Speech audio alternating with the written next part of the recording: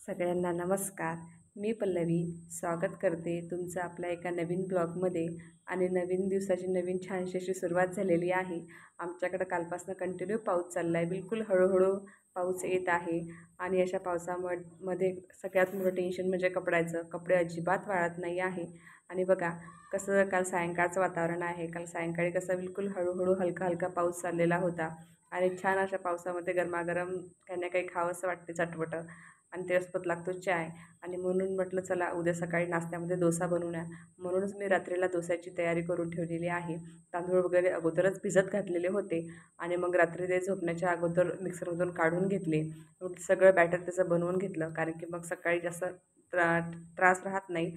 आणि पुन्हा ते छान बॅटर तयार होतं. पण आता थंडीची दिवस आहे किंवा पावसामुळे थंड वातावरण आहे, त्याच्यामुळे जास्त स्पंजी तर काही होणार नाही, स्पंज त्याला येणार नाही. पण बघूया उद्या सकाळी कसं होते तर. आणि म्हणूनच मी रात्रीला सगळं हे तांदूळ वगैरे मिक्सरमधून काढून घेतले. बघा असं आपलं बॅटर तयार झालेलं आहे. आणि त्यानंतर हे बॅटर काढून मी ठेवून दिलं साईडने. आणि बघा सकाळी मी उठल्यानंतर पहिले हाच व्हिडिओ घेतला, बाकीचा तर व्हिडिओ काही घेतला नाही आहे. कारण की आमच्याकडं 9 वाजेपर्यंत नाश्ता लागतोच, कारण की यांना जायचं असते ड्युटीला म्हणून. आणि मी डोसा बनवायला घेतलेला आहे. आणि बघा अशा प्रकारे आपला डोसा बनत आहे. आणि आमच्याकडे नुसतं डोसाच बनला असं नाही, इडली आणि डोसा दोन्ही बनवायचा आहे. कारण की यांना डोसा आवडतो, तर माझ्या मुलाला आणि मला इडली आवडते. आणि त्यासोबतच सांबार, चटणी आणि मसाला, डोसासाठी मसाला एवढं सारं बनवावं लागतं. आणि म्हणून म्हटलं चला डोसा बनवून घेऊया, पावसाळ्यामध्ये छान लागतं गरम गरम खायला. आणि बघा अशा प्रकारे आपला डोसा बनवून तयार झालेला आहे. आणि थोडंसं हे किचकटच काम आहे. एवढं सारं बनवायचं म्हटलं की भांडे भरपूर निघतात. पण चला असो, आता खायचं म्हटलं तर काही ना काही कष्ट करावेच लागतील. आणि तुम्ही बघू शकता अशा प्रकारे आपला डोसा बनलेला आहे.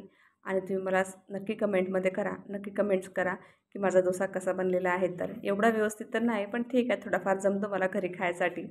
आणि मार्केटपेक्षा मला घरचा डोसा छान लागतो आता. आणि बघा अशा प्रकारे आपला डोसा, इडली, सांबार जे आहे ते सगळं बनवून तयार झालेलं आहे.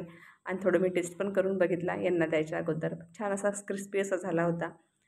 बघू शकता असं पूर्ण डोसा बनल्यानंतर छान असा क्रिस्पी आणि झाला होता. आणि बघा सोबतच मसाला डोसा, सांबार, चटणी आणि इडली हे सगळं बनवून घेतलेलं आहे. आणि या सर्वांनी नाश्ता करायला. आणि हे नाश्ता झाल्यानंतर मग लागले दुपारच्या जेवणासाठी. कारण की सकाळचा नाश्ता कितीही हेवी झाला तरी हलकं दुपारी थोडं जेवायला लागतंच. आणि आज दुपारी जेवणामध्ये होती मसाला खिचडी. आणि एक म्हणजे सांगायचं आहे, आज फ्रेंडशिप डे आहे, तर सगळ्यांना हॅपी फ्रेंडशिप डे.